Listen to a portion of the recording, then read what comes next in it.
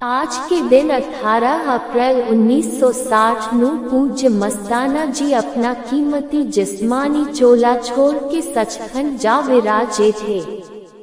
मस्ताना जी नाम हजूर बाबा सावन सिंह ने ही रखिया सी।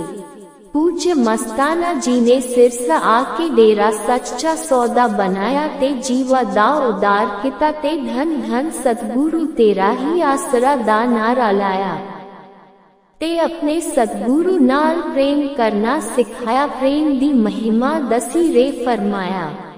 प्रेम रूप में गुल बहार युगों युग से दोनों जहां का साथी, हर घर में मौजूद प्रेम रूप में सतगुरु रहता है। सभी साध संगत आज के अपने प्यारे मुर्शिद की याद में भजन सिमरन पर बैठे। ऐसे ही रामजस साधु की सखी मेरे पिताजी जी डेरे में लिखवाई थी।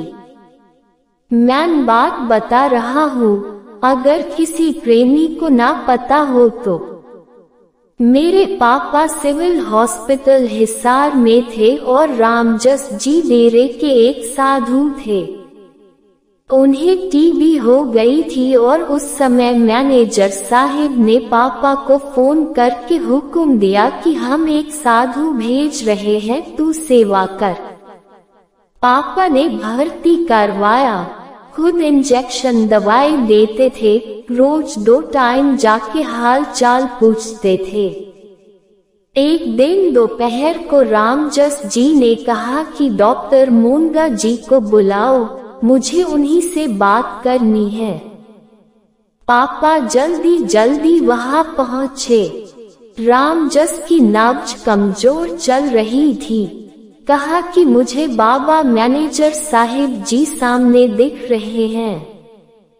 पापा ने आगे से बोला कि बाबा जी को मेरा भी नारा लगा दे। रामजस ने कहा कि जी वो आपको ही देख के हंस रहे हैं, उन्हें धन धन सतगुरु आपकी तरफ से बोल दिया है।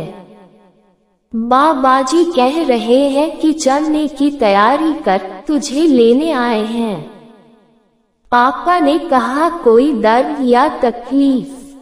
उन्होंने आगे से जवाब दिया, कोई तकलीफ है न कोई दर्द, मुझे तो चाव चढ़ा हुआ है कि सतगुरु आ गए हैं। अच्छा जी अब मैं जा रहा हूँ। इतना कहते ही रामजस ने आंखें बंद की और जैसे कोई नींद में जाता है ऐसे चोला छोड़ दिया। इसके बाद भी सतगुरु ने बहुत खेल दिखाए, वो बाद में कभी बताता हूँ। सतगुरु सभी प्रेमियों को जो सिमरन करते हैं जरूर लेने आते हैं अंत समय में। धन धन सतगुरु तेरा ही आसरा। लंगर प्रसाद जो सगंध बर्तन थैलियां भर कर घर ले जाते हैं, उन सगंध की आंखें खुलने के लिए गुरु जी का यह संदेश, जो गुरु घर मंदिर भंडारे से लंगर बांध कर घर ले जाते हैं। श्री गुरु नानक देव जी से एक महिला भक्त कहने लगी, महाराज मैंने सुना है आप सभी के दैख दूर करते हो, मैं बहुत दुखी हूँ, मैं रोज सेवा करती हूँ फिर भी दुखी हूँ, ऐसा क्यों? श्री गुरु नानक देव जी, तुम दूसरों का दैख अपने घर लाती हो इसलिए दुखी हो। वह बोली, महाराज मुझे कुछ समझ नहीं आया। गुरु जी कहने लगे, भंडारे का मतलब है इच्छा अनुसार या एक रोटी खाना और अपने प्रभु का शुक्र मनाना। पर तू तो रोज थैलियों में दाल सब्जी रायता खीर भर के ले जाती हो, अपने घर में सभी को खिलाती हो और बाकी बचा हुआ बासी भंडारे के प्रसाद को कूड़ेदान में फेंक देती हो या जानवरों को डाल देती हो। तुम नहीं जानती कि गुरु घर के लंगर प्रसाद के एक छोटे से टुकड़े में भी गुरु जी की वो ही कृपा रहती है जितना गुरु जी के भंडारे में होती है। तू भर भर कर लंगर घर ले जाती है। तुम ये नहीं जानती कि गुरुद्वारे में इस लंगर को चखने से कितनों के दैक दूर होने थे, और तूने अपने सुख के लिए दूसरों के दुख दूर नहीं होने दिए। तुम उनके सारे दुख अपने घर ले जाती हो और दुखी रहती हो। तेरे दुख तो दिन दुगने रात चौगुने बढ़ रहे हैं, उसमें हम क्या करें बता। भक्त की आंखों से पर्दा हट गया, जोर जोर से रोने लगी और बोली, महाराज मुझे क्षमा करो, अब मैं नियमानुसार ही लंगर करूंगी। गुरुजी ने समझाया कि इंसान अपने दैक खुद खरीदता है, पर उसे पता नहीं चलता, इसलिए लंगर में अपनी भूख जितना ही खाना चाहिए, जूठन कभी नहीं छोड़नी चाहिए। लंगर प्रसाद को भर कर घर कभी नहीं लाना चाहिए। प्रसाद का एक कण भी कृपा से भरपूर होता है। हमें भी इससे सीख लेते हुए लंगर प्रसाद उतना ही ले जितना खाया जा सके। साखी सुनने के लिए धन्यवाद। इस तरह की और कहानी सुनने के लिए हमारा चैनल सब्सक्राइब करें। एक भक्त था, वह परमात्मा को बहुत मानता था, बड़े प्रेम और भाव से उनकी सेवा किया करता था। एक दिन भगवान से कहने लगा, मैं आपकी इतनी भक्ति करता हूँ, पर आज तक मुझे आपकी अनुभूति नहीं हुई। मैं चाहता हूँ कि आप भले ही मुझे दर्शन ना दे, पर ऐसा कुछ कीजिए कि मुझे ये अनुभव हो कि आप हो। भगवान ने कहा, ठीक है, तुम रोज सुबह समुद्र के किनारे सैर पर जाते हो। जब तुम रेत पर चलोगे तो तुम्हें 2 पैरों की जगह 4 पैर दिखाई देंगे। 2 तुम्हारे पैर होंगे और 2 पैरों के निशान मेरे होंगे। इस तरह तुम्हें मेरी अनुभूति होगी। अगले दिन वह सैर पर गया। जब वह रेत पर चलने लगा तो उसे अपने पैरों के साथ साथ 2 पैर और भी दिखाई दिए। वह बड़ा खुश हुआ। अब रोज ऐसा होने लगा। एक बार उसे व्यापार में घाटा हुआ, सब कुछ चला गया। वह रोड पर आ गया, उसके अपनों ने उसका साथ छोड़ दिया। देखो, यही इस दुनिया की प्रॉब्लम है। मुसीबत में सब साथ छोड़ देते हैं। अब वह सैर पर गया तो उसे 4 पैरों की जगह 2 पैर दिखाई दिए। उसे बड़ा आश्चर्य हुआ कि बुरे वक्त में भगवान ने भी साथ छोड़ दिया। धीरे धीरे सब कुछ ठीक होने लगा। फिर सब लोग उसके पास वापस आने लगे। एक दिन जब वह सैर पर गया तो उसने देखा कि 4 पैर वापस दिखाई देने लगे। उससे अब रहा नहीं गया। वह बोला, भगवान, जब मेरा बुरा वक्त था तो सब ने मेरा साथ छोड़ दिया था, पर मुझे इस बात का गम नहीं था, क्योंकि इस दुनिया में ऐसा ही होता है। पर आपने भी उस समय मेरा साथ छोड़ दिया था, ऐसा क्यों किया? भगवान ने कहा, तुमने ये कैसे सोच लिया कि मैं तुम्हारा साथ छोड़ दूंगा? तुम्हारे बुरे वक्त में जो रेत पर तुमने 2 पैर के निशान देखे, वे तुम्हारे पैरों के नहीं, मेरे पैरों के थे। उस समय में तुम्हें अपनी गोद में उठाकर चलता था, और आज जब तुम्हारा बुरा वक्त खत्म हो गया तो मैंने तुम्हें नीचे उतार दिया है। इसलिए तुम्हें फिर से 4 पैर दिखाई दे रहे। इसलिए हमेशा जब भी बड़ों के साथ बैठो तो परमात्मा का धन्यवाद, क्योंकि कुछ लोग इन लम्हों को तरसते हैं। जब भी अपने काम पर जाओ तो परमात्मा का धन्यवाद, क्योंकि बहुत से लोग बेरोजगार हैं। परमात्मा का धन्यवाद कहो जब तुम तंदुरुस्त हो, क्योंकि बीमार किसी भी कीमत पर सेहत खरीदने की ख्वाहिश रखते हैं। धन धन सद्गुरु तेरा हाय आसरा जी। परमात्मा के साथ मौन ही संवाद है, मनुष्य के साथ भाषा संवाद है। अगर तुम परमात्मा के साथ संवाद करना चाहते हो, मौन हो जाओ। यदि तुम आदमी के साथ संवाद करना चाहते हो तो बोलो, चुप मत रहो। अगर तुम किसी मित्र के साथ चुपचाप बैठते हो तो तुम्हें भद्दा लगेगा और मित्र को भी भद्दा लगेगा। उससे लगेगा कि कुछ गलत हो गया है। वो पूछेगा, क्या बात है? तुम बोल क्यों नहीं रहे हो? क्या तुम उदास हो या कुछ और? निराश हो या कुछ और मामला है? क्या कुछ गड़बड़ हो गई है? अगर पति चुप बैठता है तो पत्नी एकाएक मुश्किल खड़ी करना शुरू कर देती है। तुम चुप क्यों हो? तुम मुझसे बात क्यों नहीं कर रहे हो? अगर अचानक पत्नी चुप हो जाती है तो मुसीबत हो जाती है। किसी से बात करने की यह जरूरत क्यों है? क्योंकि अगर तुम बात नहीं करते तो उसका अर्थ है कि तुम अकेले हो। तुम यह स्वीकार नहीं करते कि कोई वहाँ है।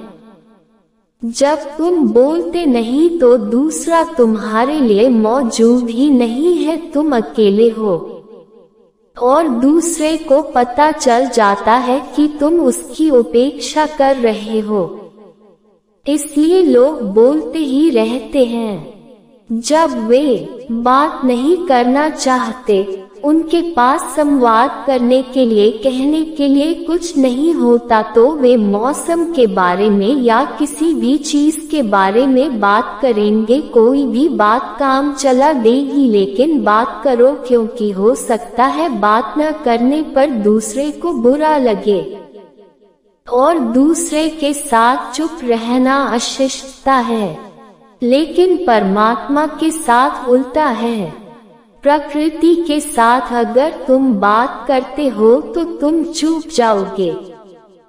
प्रकृति से बात करने का अर्थ है तुम उस वास्तविकता के प्रति उदासीन हो जो तुम्हारे सामने है। वहाँ पर केवल मौन ही चाहिए। जब तुम पैदा होते हो तो संसार में तुम मौन लेकर आते हो।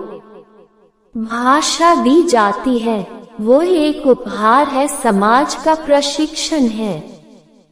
वह उपयोगी है, एक उपाय है, एक कौशल है, लेकिन मौन को तुम संसार में लेकर आते हो। फिर से उस मौन को उपलब्ध करो, बस इतनी सी बात है, फिर बच्चे हो जाओ। सारी बात यही है। तुम यही निष्कर्ष निकाल सकते हो। सभी बुज़ुर्ग इसी निष्कर्ष पर पहुँचते हैं कि तुम्हें फिर से प्रकृति से नाता जोड़ना होगा। उसका अर्थ अनिवार्य रूप से समाज के विरुद्ध जाना नहीं है। उसका अर्थ केवल समाज के पार हो जाना है, विरुद्ध नहीं। जब तुम पैदा हुए थे, तुम्हारे जन्म का पहला क्षण तुम्हारे जीवन का अंतिम क्षण होना चाहिए। तुम्हारी मृत्यु फिर तुम्हारे जन्म के समान होनी चाहिए। तुम्हें फिर से बच्चा हो जाना चाहिए, दोबारा जन्म लेकर। जीसस कहते हैं, जब तक तुम दोबारा जन्म नहीं लेते, तुम परमेश्वर के राज्य में प्रवेश नहीं कर सकते हो। छोटे बच्चों की भांति जाओ। उनका क्या अभिप्राय है? उनका कहना है कि बस प्राकृतिक हो जाओ। वह सभी कुछ जो समाज तुम्हें देता है वह अच्छा है, लेकिन उसी में सीमित होकर न रह जाना, नहीं तो वह बंधन हो जाएगा। फिर से असीम हो जाओ। समाज कभी असीम नहीं हो सकता है, उससे तन सुरंग होना ही पड़ता है। अपने स्वभाव के कारण उसे ऐसा होना ही पड़ता है। इस सूत्र में प्रवेश करने से पहले दूसरी बात जो याद रखनी है, अगर तुम मौन हो तो तुम नहीं हो, क्योंकि केवल एक बेचैनी ही महसूस होती है। क्या तुमने कभी मौन को महसूस किया है? कौन महसूस करेगा? क्योंकि अगर तुम महसूस करते हो तो थोड़ी सी अशांति है। पारमार्थिक रूहानी फूल, एक दिल लाखों तमन्ना उस पे और ज्यादा हविस। फिर ठिकाना है कहाँ उसके टिकाने के लिए। हमारा मन तो एक है और हजारों लाखों इच्छाएं हम दिन रात करते रहते हैं। पिछली इच्छाएं और तृष्णाएं पूरी नहीं होती है कि मन और नई इच्छाएं पैदा करना शुरू कर देता है। जो इच्छाएं हमारी मर्जी के अनुसार पूरी नहीं होती, वे हमारे लिए गैर का कारण बन जाती है। जब हमारे मन की यह हालत है तो परमात्मा हमारे अंदर कैसे बस सकता है।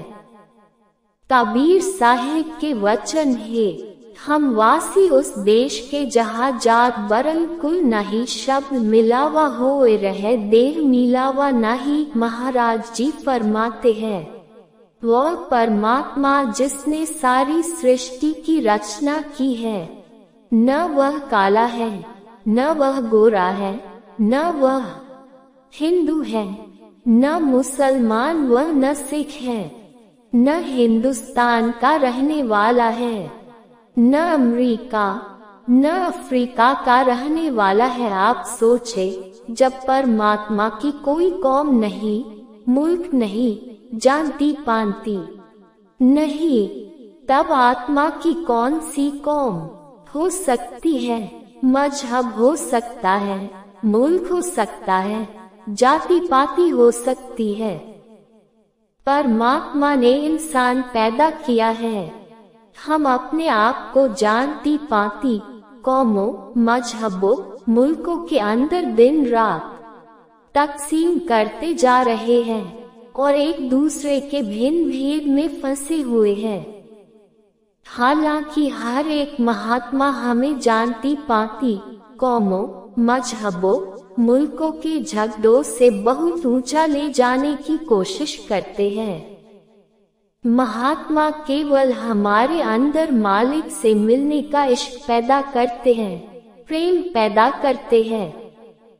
संत समझाते हैं कि यह इंसान का जामा हमें परमात्मा ने इसलिए बख्शा है कि हम इस देह में बैठकर अपने अंदर मालिक से मिलने का इश्क पैदा कर सके, प्रेम पैदा कर सके, विरह और तड़प पैदा कर सके, ताकि हमारा देह में आने का मकसद पूरा हो जाए। धन धन सतगुरु बाबा मैनेजर साहिब जी, तेरा ही आसरा।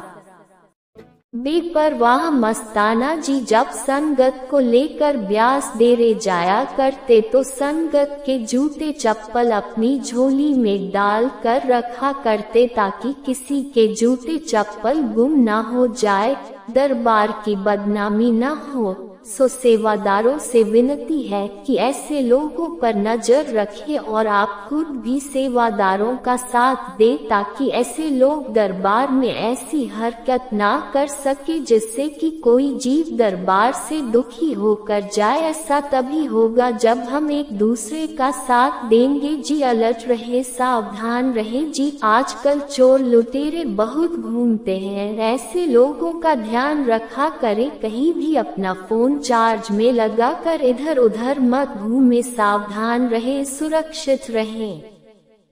लादसे के पास कोई मिलने आया है एक युवक और लादसे से कहता है, मुझे शांति चाहिए।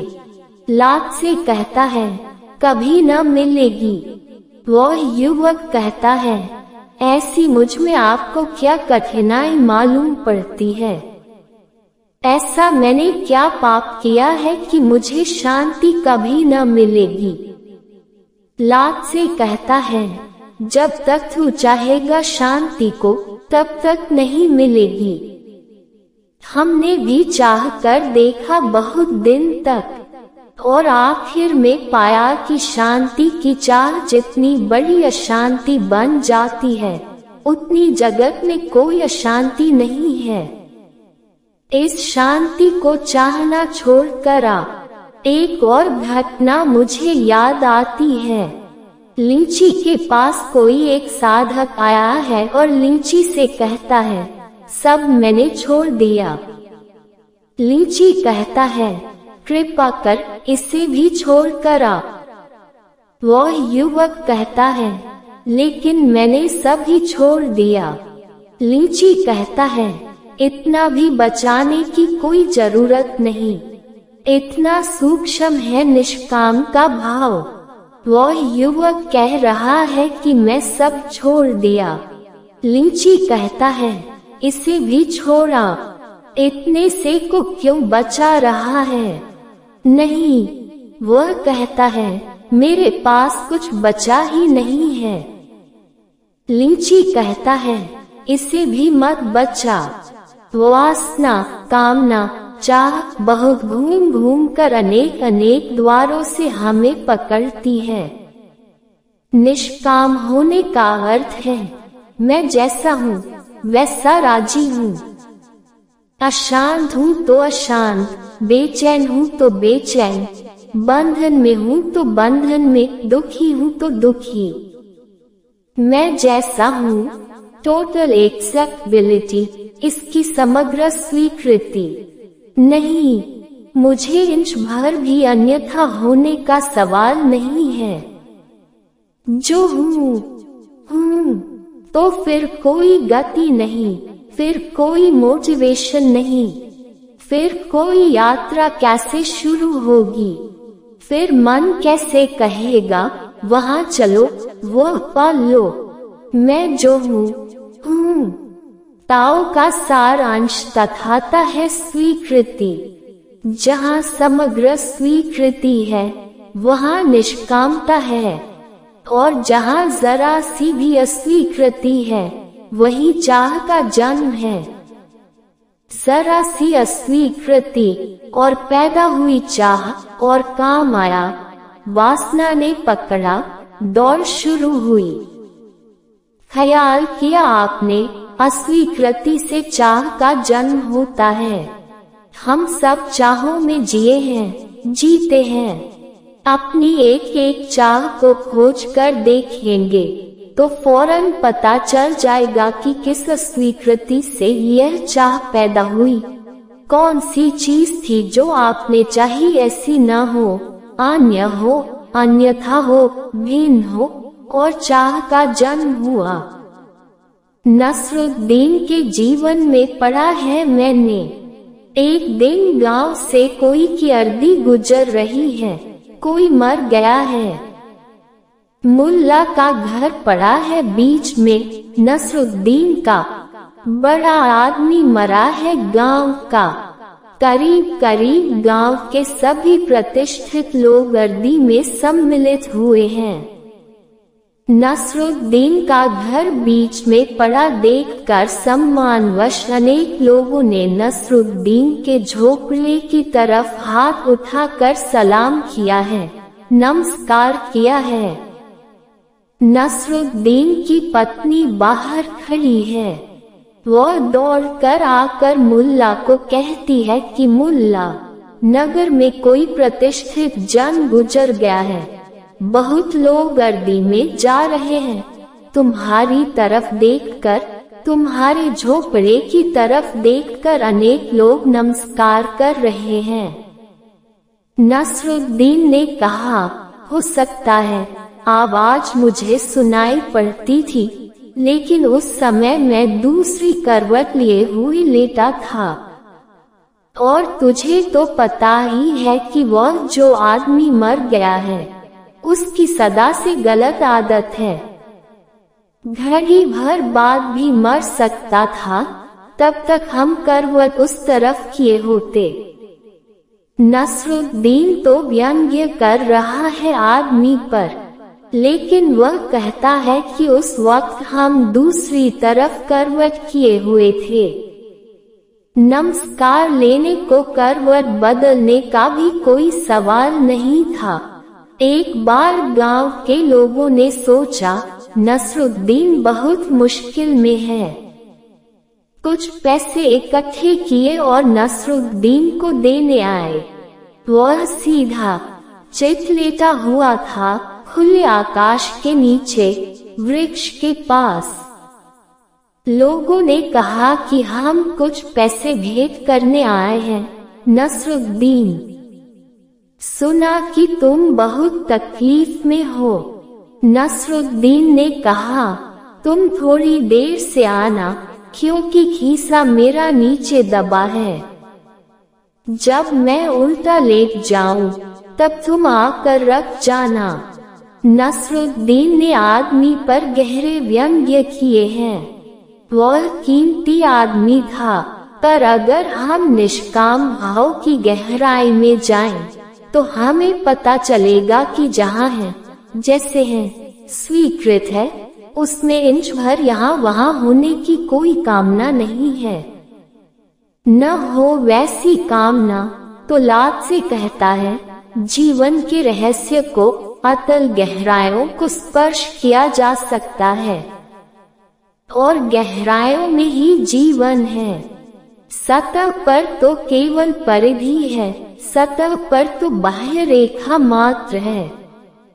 जैसे मैं आपके शरीर को स्पर्श करके लौट आऊं और कहूं कि मैंने आपको स्पर्श किया।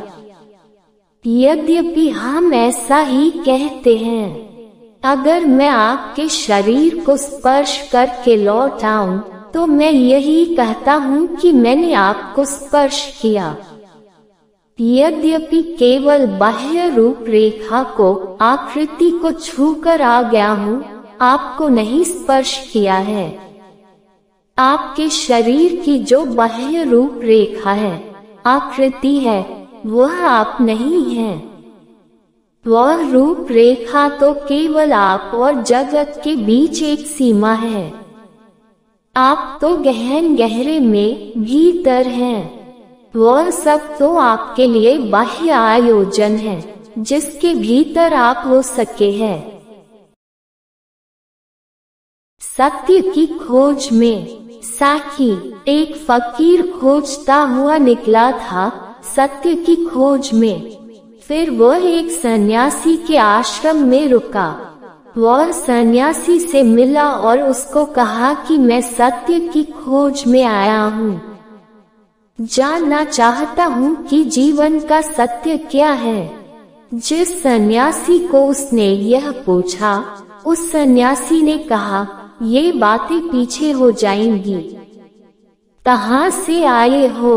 उस आदमी ने कहा, मैं पीकिंग से आया हूँ। उस सन्यासी ने कहा, पीकिंग में चावल के क्या क्या दाम चल रहे हैं? वह जो फकीर था, वह कहने लगा, महाशय, पीकिंग में जरूर चावल के दाम चल रहे होंगे, लेकिन मैं पीकिंग छोड़ चुका हूँ, और जहाँ से मैं छोड़ चुका हूँ, वहाँ लौटकर नहीं देखता हूँ। जिन रास्तों से मैं गुजर जाता हूँ, उन्हें भूल जाता हूँ, क्योंकि मुझे और आगे के रास्ते पार करने हैं। और अगर आंखें पिछले रास्तों से भरी रहे तो आगे के रास्ते सिर्फ धुंधले दिखाई पड़ते हैं।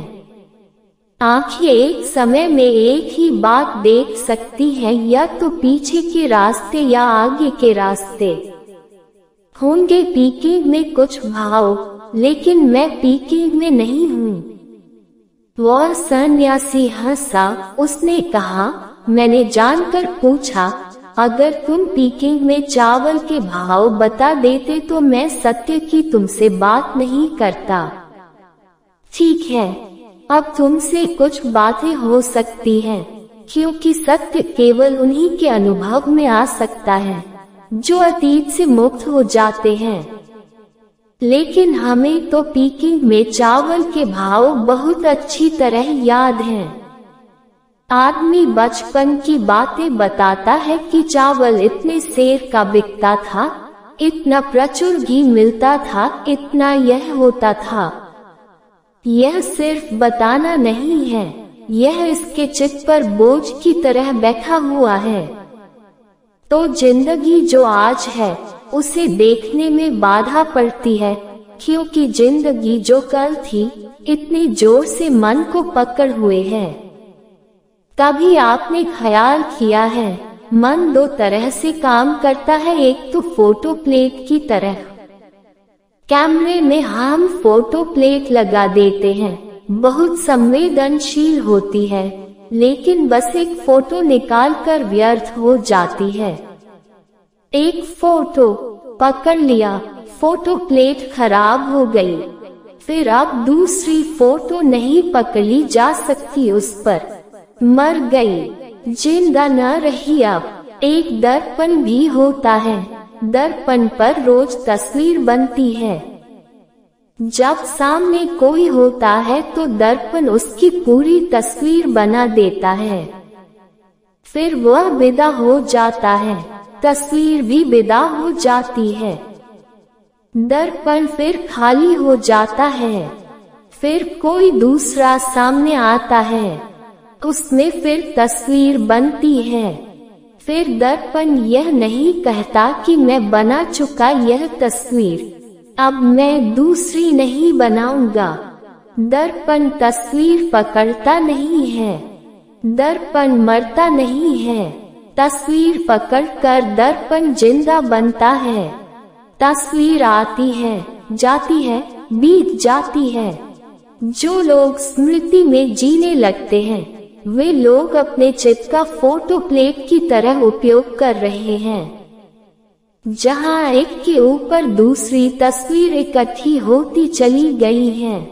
वहां विदा नहीं होती, तस्वीरें खाली नहीं होती, फिर तस्वीरों पर तस्वीरें बैठती चली गई हैं, बोझ होता चला गया है।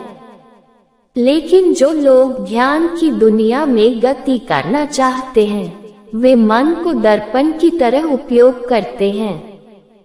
मन पर आती हैं चीजें, जाती हैं, आप उसे देखते हैं तो ठीक है, आप नहीं देखते तो गया, फिर आप कहीं भी नहीं हैं। जिस स्टेशन पर सवार होते हैं, लोगों को नमस्कार करते हैं, फिर वे गए, फिर वह स्टेशन गया, वह दुनिया में है भी या नहीं, इससे कोई मतलब नहीं रहा। फिर आगे और दुनिया है, आगे और लोग हैं, उनकी तस्वीर बना ली है, तो पिछली तस्वीरों को विदा हो जाना चाहिए, अन्यथा फिर नए के साथ न्याय नहीं हो सकता है। पुराने के साथ जो बहुत ज्यादा पकड़ हो तो नए के साथ न्याय नहीं हो सकता। अतीत के साथ बहुत जकड़ हो तो वर्तमान के साथ न्याय कैसे हो सकता है। और बीते कल से जो बंध गया, वह आज में जिएगा कैसे, अभी कैसे जिएगा, इस क्षण कैसे जिएगा। यह क्षण तो कभी भी नहीं था।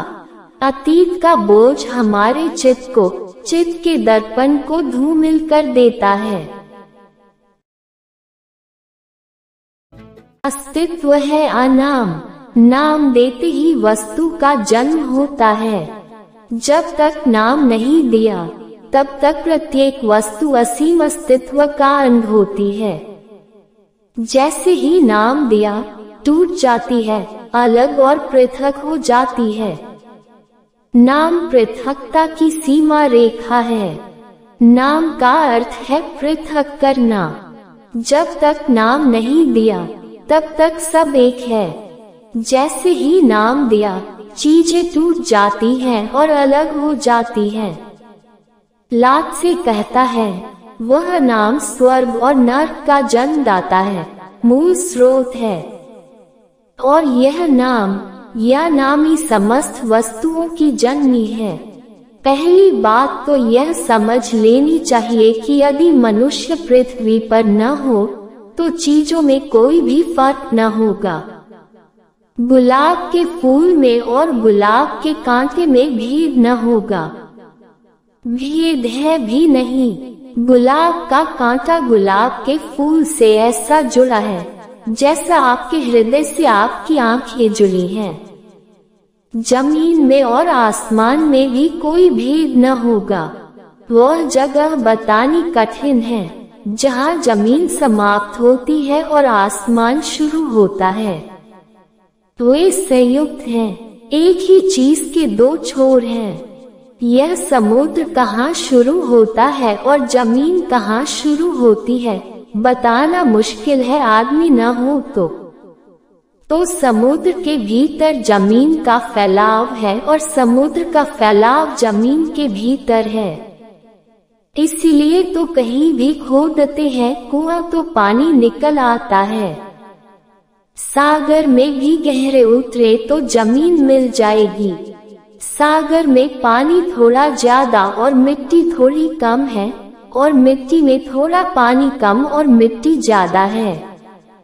बाकी बिना मिट्टी के पानी नहीं हो सकता और बिना पानी के मिट्टी नहीं हो सकती है। आदमी को हम अलग कर दे तो चीजों में कोई भेद नहीं है, सब चीजें जुड़ी हुई और एक हैं। आदमी के आते ही चीजें अलग अलग हो जाती हैं, होती नहीं। आदमी को अलग अलग दिखाई पड़ने लगती हैं। अगर मैं आपको देखता हूँ तो आपके हाथ मुझे अलग मालूम पड़ते हैं, आपकी आँख मुझे अलग मालूम पड़ती है, आपके कान अलग मालूम पड़ते हैं, आपके पैर अलग मालूम पड़ते हैं। लेकिन आपके भीतर, आपके अस्तित्व में कहीं भी तो कोई भेद नहीं है। आँख और कान और हाथ और पैर सब संयुक्त हैं, एक ही चीज का फैलाव है। हाथ के भीतर बहने वाली ऊर्जा और शक्ति आँख के भीतर देखने वाली ऊर्जा और शक्ति से अलग नहीं है। हाथ ही आँख से देखता है, आँख ही हाथ से छूती है। आपके भीतर, आपके अस्तित्व में जरा भी फासला नहीं है, लेकिन बाहर से देखने पर, नाम दिए जाने पर फासला शुरू हो जाता है। तहा आँख और आँख कान से अलग हो गई, तहा हाथ और हाथ पैर से अलग हो गए। दिया नाम कि हमने सीमा खींची और चीजों को पृथक किया। लात से कहता है, वह नाम दी नेमलेस, जब तक हम उसे नाम न दे तब तक वह समस्त अस्तित्व का स्रोत है। और अस्तित्व को दो नाम दिए हैं लात से ने, स्वर्ग का और नर्क का, स्वर्ग का और पृथ्वी का। मनुष्य के अनुभव में, प्रतीति में सुख और दुख दो अनुभूतियां हैं गहरी से गहरी। अस्तित्व का जो अनुभव है, अगर हम नाम को छोड़ दें तो या तो सुख की भांति होता है या दुख की भांति होता है। और सुख और दुख भी दो चीजें नहीं हैं। अगर हम नाम बिल्कुल छोड़ दें तो सुख दुख का हिस्सा मालूम होगा और दुख सुख का हिस्सा मालूम होगा। लेकिन हम हर चीज को नाम देकर चलते हैं। मेरे भीतर सुख की प्रतीति हो रही हो, अगर मैं यह न कहूँ कि यह सुख है, तो हर सुख की प्रतीति की अपनी पीड़ा होती है। यह थोड़ा कठिन होगा समझना। हर सुख की प्रतीति की अपनी पीड़ा होती है। प्रेम की भी अपनी पीड़ा है। सुख का भी अपना दंश है, सुख की भी अपनी चुभन है, सुख का भी अपना कांटा है। अगर नाम न दे, अगर नाम दे दे तो हम सुख को अलग कर लेते हैं, दुख को अलग कर देते हैं। फिर सुख में जो दुख होता है उसे भुला देते हैं मानकर कि वह सुख का हिस्सा नहीं है, और दुख में जो सुख होता है उसे भुला देते हैं मानकर कि वह दुख का हिस्सा नहीं है। क्योंकि हमारे शब्द में दुख में सुख कहीं भी नहीं समाता और हमारे शब्द सुख में दुख कहीं भी नहीं समाता। धन धन सद्गुरु तेरा ही आसरा। मैं हूँ ना। एक व्यक्ति का दिन बहुत खराब गया। उसने रात को ईश्वर से फरियाद की। व्यक्ति ने कहा, भगवान गुस्सा न हो तो एक प्रश्न पूछूं। भगवान ने कहा, पूछ, जो पूछना हो पूछ। व्यक्ति ने कहा, भगवान आपने आज मेरा पूरा दिन एकदम खराब क्यों किया? भगवान हंसे, पूछा, पर हुआ क्या? व्यक्ति ने कहा, सुबह अलार्म नहीं बजा मुझे उठने में देरी हो गई। भगवान ने कहा, अच्छा फिर? व्यक्ति ने कहा, देर हो रही थी, उस पर स्कूटर बिगड़ गया, मुश्किल से रिक्शा मिला। भगवान ने कहा, अच्छा फिर? व्यक्ति ने कहा, टिफिन ले नहीं गया था, वहाँ कैंटीन बंद थी, एक सैंडविच पर दिन निकाला, वो भी खराब थी। भगवान केवल हंसे। व्यक्ति ने फरियाद आगे चलाई, मुझे एक फोन आया था और फोन बंद हो गया। भगवान ने पूछा, अच्छा फिर? व्यक्ति ने कहा, विचार किया कि जल्दी घर जाकर एक्ट चला कर सो जाऊं, पर घर पहुंचा तो लाइट गई थी। भगवान, सब तकलीफें मुझे ही, ऐसा क्यों किया मेरे साथ? भगवान ने कहा, देख, मेरी बात ध्यान से सुन, आज तुझ पर कोई आफत थी, मेरे देवदूत को भेजकर मैंने रुकवाए, अलार्म बजे ही नहीं ऐसा किया। स्कूटर से एक्सीडेंट होने का डर था, इसलिए स्कूटर बिगाड़ दिया। कैंटीन में खाने से फूड पॉइजन हो जाता। फोन पर बड़ी काम की बात करने वाला आदमी तुझे बड़े घोटाले में फंसा देता, इसलिए फोन बंद कर दिया। तेरे घर में आज शॉर्ट सर्किट से आग लगती, तू सोया रहता और तुझे खबर ही नहीं पड़ती, इसलिए लाइट बंद कर दी। मैं हूँ ना, मैंने ये सब तुझे बचाने के लिए किया। व्यक्ति ने कहा, भगवान, मुझसे भूल हो गई, मुझे माफ कीजिए, आज के बाद फरियाद नहीं करूँगा। भगवान ने कहा, माफी मांगने की जरूरत नहीं, परंतु विश्वास रखना कि मैं हूँ ना। मैं जो करूँगा, जो योजना बनाऊंगा, वो तेरे अच्छे के लिए ही। जीवन में जो कुछ अच्छा खराब होता है, उसकी सही असर लंबे वक्त के बाद समझ में आता है। मेरे किसी भी कार्य पर शंका न करो। जीवन का भार अपने ऊपर लेकर घूमने के बदले मेरे कंधों पर रख दे। मैं हूँ ना। राधे राधे। जीवन का कठोर सत्य। भगवान विष्णु गरुड़ पर बैठकर कैलाश पर्वत पर गए। द्वार पर गरुड़ को छोड़कर खुद शिव से मिलने अंदर चले गए। तब कैलाश की अपूर्व प्राकृतिक शोभा को देखकर गरुड़ मंत्र मुग्ध थे कि तभी उनकी नजर एक खूबसूरत छोटी सी चिड़िया पर पड़ी। चिड़िया कुछ इतनी सुंदर थी कि गरुड़ के सारे विचार उसकी तरफ आकर्षित होने लगे। उसी समय कैलाश पर यमदेव पधारे और अंदर जाने से पहले उन्होंने उस छोटे से पक्षी को आश्चर्य की दृष्टि से देखा। गरुड़ समझ गए उस चिड़िया का अंत निकट है और यमदेव कैलाश से निकलते ही उसे अपने साथ यमलोक ले जाएंगे। गरुड़ को दया आ गई। इतनी छोटी और सुंदर चिड़िया को मरता हुआ नहीं देख सकते थे। उसे अपने पंजों में दबाया और कैलाश से हजारों कोस दूर एक जंगल में एक चट्टान के ऊपर छोड़ दिया और खुद वापस कैलाश पर आ गया। आखिर जब यम बाहर आए तो गरुड़ ने पूछ ही लिया कि उन्होंने उस चिड़िया को इतनी आश्चर्य भरी नजर से क्यों देखा था। यमदेव बोले, गरुड़, जब मैंने उस चिड़िया को देखा तो मुझे ज्ञात हुआ कि वो चिड़िया कुछ ही पल बाद यहाँ से हजारों कोस दूर एक नाग द्वारा खा ली जाएगी। मैं सोच रहा था कि वो इतनी जल्दी इतनी दूर कैसे जाएगी, पर अब जब वो यहाँ नहीं है तो निश्चित ही वो मर चुकी होगी।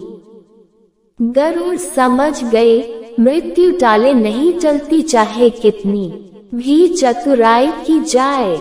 इसलिए कृष्ण कहते हैं, करता तू वह है जो तू चाहता है, परंतु होता वह है जो मैं चाहता हूँ। कर तू वह जो मैं चाहता हूँ, फिर होगा वो जो तू चाहेगा। जीवन के 6 सत्य। 1. कोई फर्क नहीं पड़ता कि आप कितने खूबसूरत हैं, क्योंकि लंगूर और गोरिल्ला भी अपनी ओर लोगों का ध्यान आकर्षित कर लेते हैं। 2. कोई फर्क नहीं पड़ता कि आपका शरीर कितना विशाल और मजबूत है, क्योंकि शमशान तक आप अपने आप को नहीं ले जा सकते। 3. आप कितने भी लंबे क्यों न हो, मगर आने वाले कल को आप नहीं देख सकते। 4. कोई फर्क नहीं पड़ता कि आपकी त्वचा कितनी गोरी और चमकदार है, क्योंकि अंधेरे में रोशनी की जरूरत पड़ती ही है। 5. कोई फर्क नहीं पड़ता कि आप नहीं हंसेंगे तो सब ये कहलाएंगे, क्योंकि आप पर हंसने के लिए दुनिया खड़ी है। 6. कोई फर्क नहीं पड़ता कि आप कितने अमीर हैं और दर्जनों गाड़ियां आपके पास हैं, क्योंकि घर के बाथरूम तक आपको चल के ही जाना पड़ेगा। इसलिए संभल के चलिए, जिंदगी का सफर छोटा है, हंसते हंसते काटिए, आनंद आएगा। जय श्री राम। धन धन सतगुरु तेरा ही आसरा, सतगुरु को पाना है तो चतुराई नहीं भोलापन चाहिए। जो मन में हो वो ही जुबान पर होना चाहिए। जितना दिखावा करेंगे सतगुरु उतना ही दूर हो जाएंगे। दिखावे से दुनिया तो खुश हो जाएगी, पर सतगुरु तो भोले भाव से खुश होंगे। इसलिए तो कहा गया है, भोला भाव गोविंद मिलावे। नाम जपो, सिमरन करो, शुक्राना करो, पर चतुराई से नहीं भोले भाव से देखना, सतगुरु जरूर रीझ जाएंगे। जिस सुमिरन की बरकत से गुरु से प्रीत बनी रहती है, वह सुमिरन ही जप है, वह सुमिरन ही ताप है, वह सुमिरन ही व्रत है, वह सुमिरन ही पूजा है। खन पाताल दीप सब लोआ, सब काले वस आप प्रभ किया। निश्चल एक आप अविनाशी, सो निश्चल ज्योतिष ही आयदा। यह बात भी समझने वाली है। कहते हैं परमात्मा ने सारी दुनिया, खंड पाताल मतलब की त्रिलोकी, काल भगवान के अधीन की हुई है। ब्रह्म की चोटी तक काल का राज है। यही गुरु गोविंद सिंह जी कहते हैं, कालहू के काल महाकालहू के काल हो। सारी त्रिलोकी का मालिक काल है। कृष्ण भगवान ने अर्जुन को मुंह खोलकर अमली तौर पर दिखा दिया कि मैं काल हूँ, और यह सारे कौरवों की सेना के योद्धा मेरे खाए हुए हैं। असली खुदा का तो किसी किसी को ही पता होगा। सारी दुनिया जो त्रिलोकी का मालिक है, उसी को परमात्मा माने बैठी है। जो सतनाम सचखंड है, वह चौथे लोक में है। वह लाफानी है, काल की हुकूमत में नहीं। जो उसकी उपासना करता है, वह जन्म मरण में नहीं आएगा, बल्कि हमेशा के लिए मुक्त होकर सतलोक में रहेगा। ओम तक की सृष्टि प्रलय में ढह जाती है, और सोहम तक की महाप्रलय में। जो सचखंड है, वह त्रिलोकी छोड़ भावर गुफा से भी परे है। वहाँ न प्रलय आती है और न महाप्रलय। इस भेद को कोई कोई गुरमुख ही समझता है। आम हालत क्या है? जो इन जीवों को खाता है, यह उसी कौल की पूजा करते हैं। जो नेक कर्म करते हैं, उनको कौल स्वर्ग भी देता है, वैकुंठ भी देता है, एक खास म्याद तक मुक्ति भी देता है। काल ने 70 चौकड़ी युग एक बार और 64 चौकड़ी युग एक बार एक टांग पर खड़े होकर कुल मालिक की भक्ति करके उससे त्रिलोकी का राज, स्वर्ग, बैकुंठ वगैरह देश लिए हुए हैं। वह न रूह को बना सकता है और न ही मार सकता है। रूह अविनाशी है, सतनाम की अंश है। जितने संत महात्मा और दूसरे फकीर हुए हैं, सब ने कहा है कि वह अविनाशी है और सतनाम या सचखंड देश की रहने वाली है। आचरण का महत्व। एक बार एक राज्य के राजा अपने राज्य के राजा पुरोहित का बहुत सम्मान करते थे। जब भी वह आते, राजा स्वयं अपने सिंहासन से उठकर उनका सम्मान करते थे। एक दिन राजा कहने लगे कि मेरे मन में एक प्रश्न है, गुरुदेव मुझे बताएं कि किसी व्यक्ति का आचरण बड़ा होता है या फिर उसका ज्ञान बड़ा होता है। राज पुरोहित कहने लगे कि राजन मुझे कुछ दिनों का समय दे, फिर मैं आपको इस प्रश्न का उत्तर दूंगा। राजा बोला, गुरुदेव ठीक है। राज पुरोहित अगले दिन राजा के कोषागार में गए और वहां से कुछ सोने की मोहरें उठाकर अपनी पोटली में रख ली। कोषाध्यक्ष चुपचाप सब कुछ देख रहा था, लेकिन वह राजा के पुरोहित है ऐसा सोच मौन रहे। राज पुरोहित कुछ दिन तक लगातार ऐसा करते रहे। कोषागार में जाते, सोने की मोहरें पोटली में रखते और वापस आ जाते। कोषाध्यक्ष ने सारा वृतांत राजा को सुना दिया। राज पुरोहित एक दिन राजा महल में पहुंचे। आज ना तो राजा स्वयं उन्हें लेने गया और ना ही सम्मान में सिंहासन से उठा। राज पुरोहित समझ गए कि मेरी स्वर्ण मुद्राएं चोरी करने की बात राजा तक पहुंच गई है। राजा ने भौहें तानकर पूछा, क्या आपने कोषागार से स्वर्ण मुद्राएं चोरी की है? राज पुरोहित ने कहा कि हाँ राजन, यह बात सत्य है। राजा ने क्रोधित होकर पूछा, आपने ऐसा क्यों किया? राज पुरोहित कहने लगे कि मैंने जानबूझकर स्वर्ण मुद्राएं चुराई थी, क्योंकि मैं आपको प्रत्यक्ष दिखाना चाहता था कि किसी व्यक्ति का आचरण बड़ा होता है या फिर ज्ञान। राजन, जब आपको पता चला कि मैंने स्वर्ण मुद्राएं चोरी की है, आप मेरे सम्मान में खड़े नहीं हुए, उल्टा क्रोध से आपकी भौहें मुझ पर तन गई।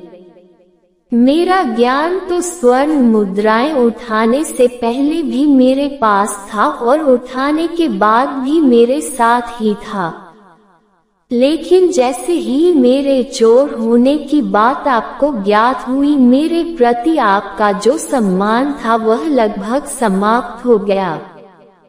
राजन, अब शायद आपको अपने प्रश्न का उत्तर मिल गया होगा। मेरा जो आप सम्मान करते हैं वो मेरे आचरण के कारण करते थे। जैसे ही मेरा आचरण बदला, आपने मेरा सम्मान नहीं किया। इसलिए हमें सदैव अपना आचरण अच्छा रखना चाहिए, क्योंकि अगर हमारा आचरण अच्छा नहीं है तो हमारी शिक्षा, पद और धन भी हमें सम्मान नहीं दिला सकती है। हनुमान चालीसा कब लिखा गया, क्या आप जानते हैं? नहीं तो जानिए, शायद कुछ ही लोगों को यह पता होगा। पवन पुत्र हनुमान जी की आराधना तो सभी लोग करते हैं और हनुमान चालीसा का पाठ भी करते हैं, पर यह कब लिखा गया, इसकी उत्पत्ति कहाँ और कैसे हुई, यह जानकारी बहुत ही कम लोगों को होगी। बात 1600 ईस्वी की है। यह काल अकबर और तुलसीदास जी के समय का काल था। एक बार तुलसीदास जी मथुरा जा रहे थे। रात होने से पहले उन्होंने अपना पड़ाव आगरा में डाला। लोगों को पता लगा कि तुलसीदास जी आगरा में पधारे हैं। यह सुनकर उनके दर्शनों के लिए लोगों का तांता लग गया। जब यह बात बादशाह अकबर को पता लगी तो उन्होंने बीरबल से पूछा कि यह तुलसीदास कौन है। तब बीरबल ने बताया, इन्होंने ही रामचरितमानस का अनुवाद किया है। यह राम भक्त तुलसीदास जी है। मैं भी इनके दर्शन करके आया हूँ। अकबर ने भी उनके दर्शन की इच्छा व्यक्त की और कहा, मैं भी उनके दर्शन करना चाहता हूँ। बादशाह अकबर ने अपने सिपाहियों की एक टुकड़ी को तुलसीदास जी के पास भेजा और तुलसीदास जी को बादशाह का पैगाम सुनाया कि आप लाल किले में हाजिर हूँ। यह पैगाम सुनकर तुलसीदास जी ने कहा कि मैं भगवान श्री राम का भक्त हूँ।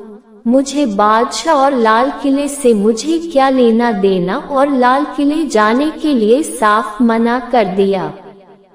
जब यह बात बादशाह अकबर तक पहुंची तो बहुत बुरी लगी और बादशाह अकबर गुस्से में लाल ताल हो गया और उन्होंने तुलसीदास जी को जंजीरों से जकड़वा कर लाल किला लाने का आदेश दिया। जब तुलसीदास जी जंजीरों से जकड़े लाल किला पहुँचे तो अकबर ने कहा कि आप कोई करिश्माई व्यक्ति लगते हो, कोई करिश्मा करके दिखाओ। तुलसीदास ने कहा, मैं तो सिर्फ भगवान श्री राम जी का भक्त हूँ, कोई जादूगर नहीं हूँ जो आपको कोई करिश्मा दिखा सकूं। अकबर यह सुनकर आग बबूला हो गया और आदेश दिया कि इनको जंजीरों से जकड़कर काल कोठरी में डाल दिया जाए। दूसरे दिन इसी आगरा के लाल किले पर लाखों बंदरों ने एक साथ हमला बोल दिया। पूरा किला तहस नहस कर डाला। लाल किले में त्राही त्राही मच गई। तब अकबर ने बीरबल को बुलाकर पूछा कि बीरबल यह क्या हो रहा है। तब बीरबल ने कहा, हुजूर आप करिश्मा देखना चाहते थे तो देखिए। अकबर ने तुरंत तुलसीदास जी को कल कोठरी से निकलवाया और जंजीरें खोल दी गई। तुलसीदास जी ने बीरबल से कहा, मुझे बिना अपराध के सजा मिली है। मैंने काल कोठरी में भगवान श्री राम और हनुमान जी का स्मरण किया। मैं रोता जा रहा था और रोते रोते मेरे हाथ अपने आप कुछ लिख रहे थे। यह 40 चौपाई हनुमान जी की प्रेरणा से लिखी गई हैं। कारागार से छूटने के बाद तुलसीदास जी ने कहा, जैसे हनुमान जी ने मुझे कारागार के कष्टों से छुड़वाकर मेरी सहायता की है, उसी तरह जो भी व्यक्ति कष्ट में या संकट में होगा और इसका पाठ करेगा, उसके कष्ट और सारे संकट दूर होंगे। इसको हनुमान चालीसा के नाम से जाना जाएगा। अकबर बहुत लज्जित हुए और तुलसीदास जी से माफी मांगी और पूरी इज्जत और पूरी हिफाजत लाव लश्कर से मथुरा भिजवाया। आज हनुमान चालीसा का पाठ सभी लोग कर रहे हैं और हनुमान जी की कृपा उन सभी पर हो रही है और सभी के संकट दूर हो रहे हैं। हनुमान जी को इसीलिए संकट मोचन भी कहा जाता है। रिश्तेदार दोस्त आपको सिर्फ अपनी जरूरत या मतलब के समय ही याद करते हैं तो बुरा ना मानो, क्योंकि आपकी कीमत तब पता चलती है जब आपकी जरूरत होती है, वरना बिना जरूरत के तो हीरे भी तिजोरी में ही रख दिए जाते हैं। मतलबी लोगों के कारण ही कोई हाल चाल भी पूछ लेता है तो लगता है कि पता नहीं इससे मुझसे क्या काम पड़ गया है। मूर्ख व्यक्ति को समझाना आसान है, बुद्धिमान व्यक्ति को समझाना उससे भी आसान है, परंतु अधूरे ज्ञान से भरे व्यक्ति को तो भगवान ब्रह्मा जी भी नहीं समझा सकते, क्योंकि अधूरा ज्ञान मनुष्य को अहंकारी और तर्क के प्रति अंधा बना देता है। मनुष्य के संस्कार और स्वभाव अच्छे हो तो उसे प्रभाव दिखाने की आवश्यकता नहीं होती। अक्सर देखा है कि गन्ने में जहाँ गांठ होती है वहाँ रस नहीं होता, और जहाँ रस होता है वहाँ गांठ नहीं होती। बस जीवन में भी ऐसा ही है। सत श्री अकाल जी। वाहे गुरु जी सबका भला करें।